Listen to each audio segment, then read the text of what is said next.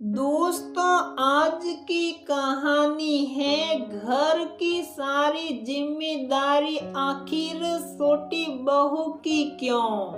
दोस्तों, कहानी शुरू करने से पहले अगर आपने हमारे चैनल को सब्सक्राइब नहीं किया है तो सब्सक्राइब कर लीजिए ताकि आपके पास पहुंचे हर नया वीडियो। ढोलक के थाप और विवाह के गीतों से घर आंगन गुलजार हो चुका था।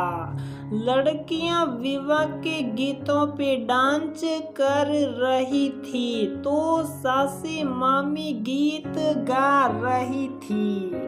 घर और वर तो बहुत अच्छा सुना बिटिया के लिए दीदी, लेकिन क्या भाभी अपनी भाभी के लेकिन कहने पे शौक पड़ी थी विभा जी।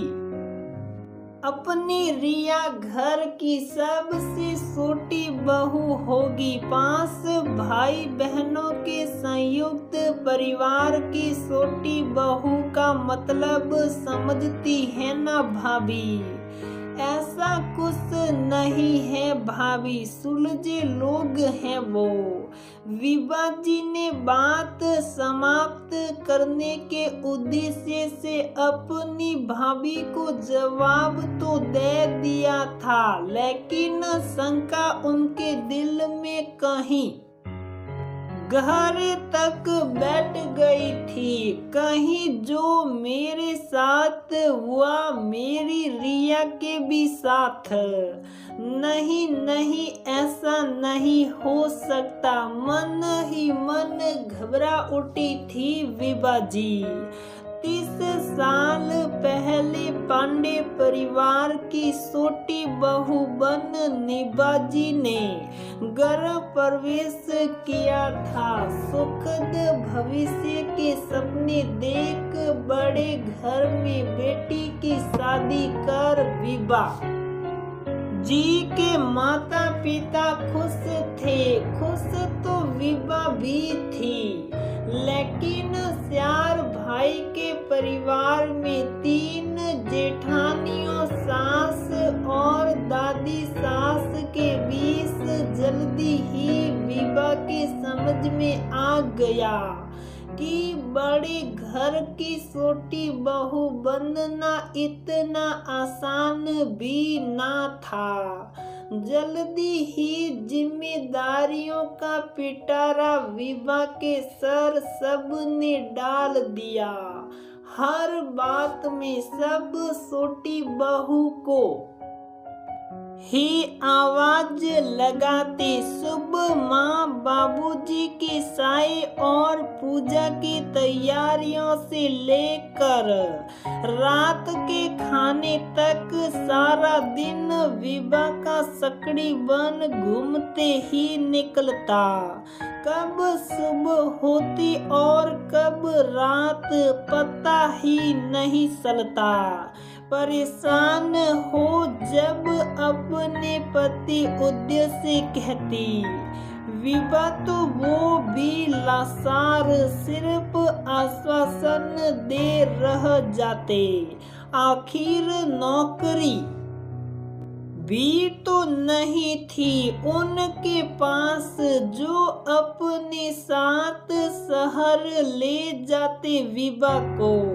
देखते देखते बेटा गोद में आ गया विभा के, लेकिन संयुक्त परिवार में आराम ना मिल पाया विभा को। सब बच्चे को पास रख लेते और काम विभा को सौंप देते।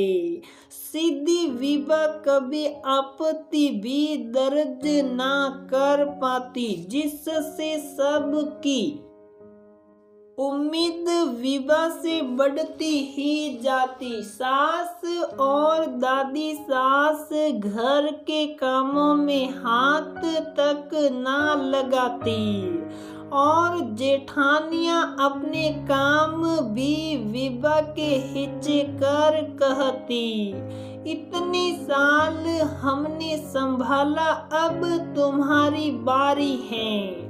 संयुक्त परिवार की छोटी बहू के रूप में जिम्मेदारी उठाते उठाते करीब 4 साल बाद सिंचाई विभाग में नौकरी पक्की होते ही उदय विभा, मुन्ने और रिया को लेकर चले गए। तब कहीं जाकर विभा को आराम नसीब हुआ।